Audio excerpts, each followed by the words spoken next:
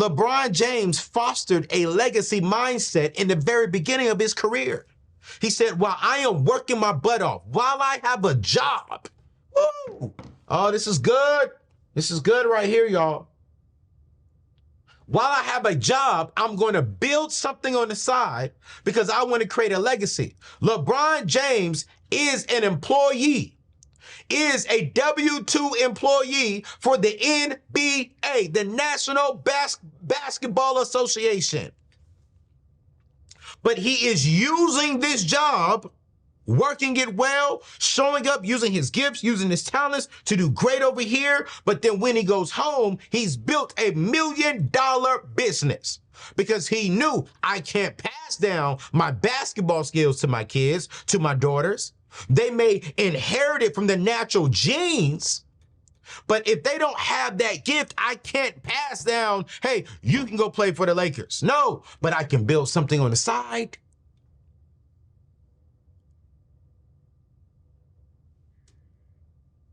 When I go home, I'm going to get with my wife. I'm going to be faithful to my wife. I'm going to be kingdom man. I'm going to be the man of my home, but I'm partnering with my wife. Baby, how do we build this as a family? Because generational wealth requires a shift toward long-term thinking. Yeah, but we've seen systemic racism and systemic inequities often force many of us to focus on short-term survival, right? But to address this, it's crucial to teach the importance and have the importance of an estate plan. You know, inside the estate plan is wills, trusts, life insurance, securing your assets to be preserved so that you can pass them down. We within our community, when it comes to long-term thinking, when it comes to generational wealth and closing that gap and narrowing that gap, is we got to normalize open conversations about money within our Black families.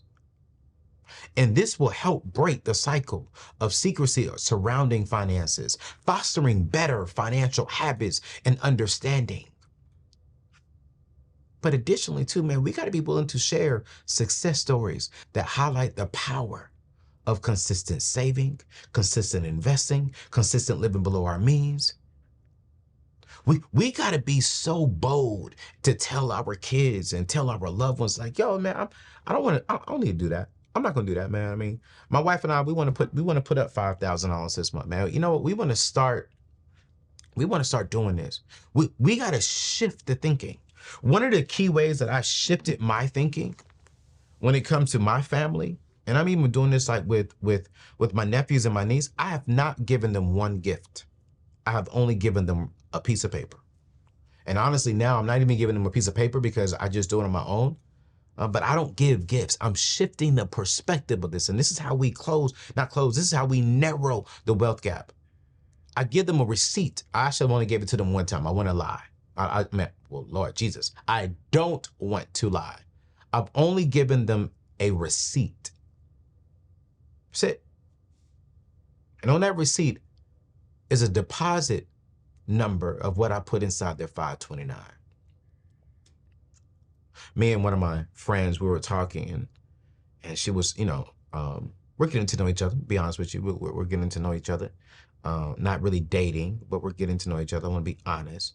And she said something, and she's like, yeah, I'm about to go buy Jordan. She said, how do you feel about buying Jordans for your 1-year-old son? I said, I think that is the worst investment a parent can ever make. But again, I'm not a parent, so I'm not going to judge you or attack you for any of that. You just asked my opinion. She said, really? Why? I said, because I'm going to spend $100 on a pair of shoes that my young kid doesn't respect, just so I can say that he looks good in it, snap pictures of it, post it on Instagram, post it on Facebook, post it on TikTok, and maybe my son go viral and say, oh, he's cute. But they will be dirty in the next week. When I can take that same $100 and put it inside of a mutual fund, that same $100 put it inside of hire him to be a model, right? Or hire her to be a model, right? But why in the world would I want to put that much on my body, on my kid's body. Here is the truth. I am always looking for practical ways to help you build, right, wealth, specifically generational wealth and legacy. And one of the best ways you can do that is with life insurance.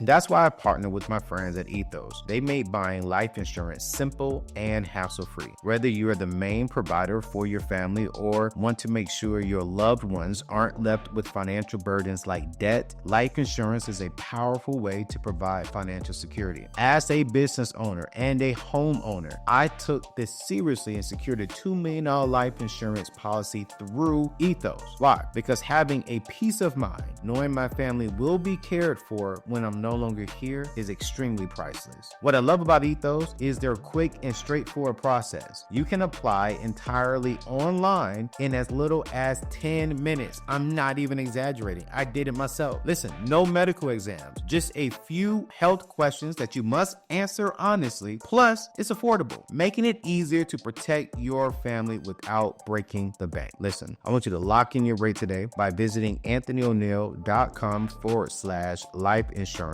or click the link below to get your personalized free quote today. Listen, as we're getting back to this show, I want you to protect your loved ones.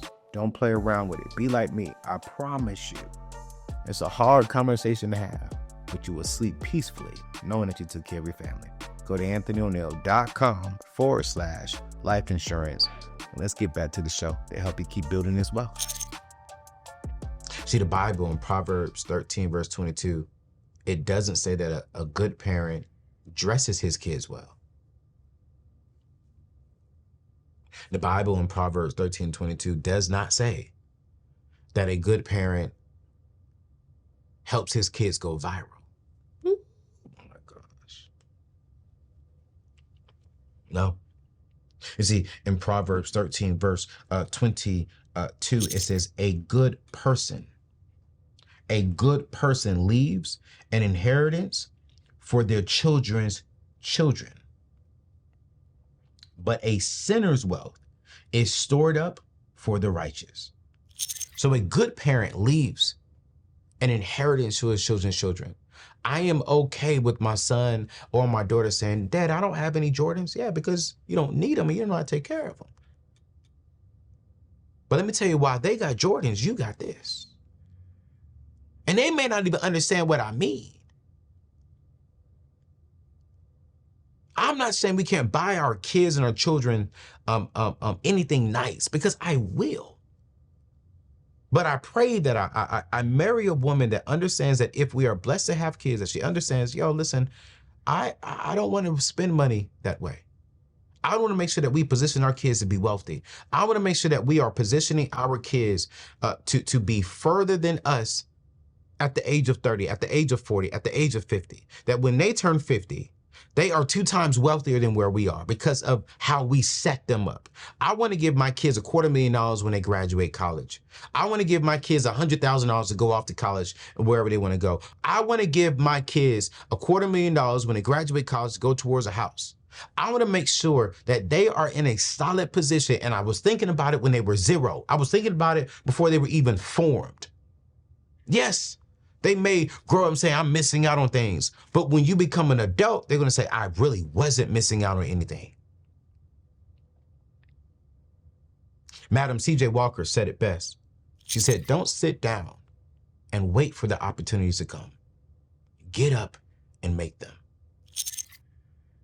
When I think about this quote by Madam C.J. Walker, man, I'm inspired because what I heard her say that, but I also heard her say, you know what? Don't sit down and hope that your children's children will be good. Get up and make sure that they are good. Don't sit here and wait that your wife is debt-free. Oh, no. Get up and work your behind off while you're single and make sure that when y'all get married, you can make her debt-free. I need to get up out of here. Fam, listen, we've come so far, but there's more work to do. And I believe we got the power to do it. Remember this, your financial success isn't just about you. It's about the people who come after you. It's about changing the narrative for your kids, for your grandkids. your community, and the church. Don't let the stats that we went over today discourage you. But instead, I told my HBCU class, don't get upset. Don't get mad. Get motivated. Get motivated to where when you graduate college, you're in a position to where you can go be a homeowner because of the education you got at Virginia Union University. Get motivated to where you start investing into stocks, and instead of going to get, latest pair of shoes or maybe the fanciest hairdo, I don't know, get motivated to where you can start investing $50 into the stock while you're in school. Get motivated that while you are taking out student loans, that you know what, man, I'm gonna put $100 back into, my student loan payment because I'm gonna start attacking that debt now. So I'm in a better position when I graduated. Get motivated that by 2054, I'm not going to be a part of that stat because I'm going to make the right decisions today to make sure that I'm not a part of that stat in 2024. Because here's the truth. We've got what it takes to narrow that gap and to position ourselves to build not just wealth today, but wealth that passed down to generations.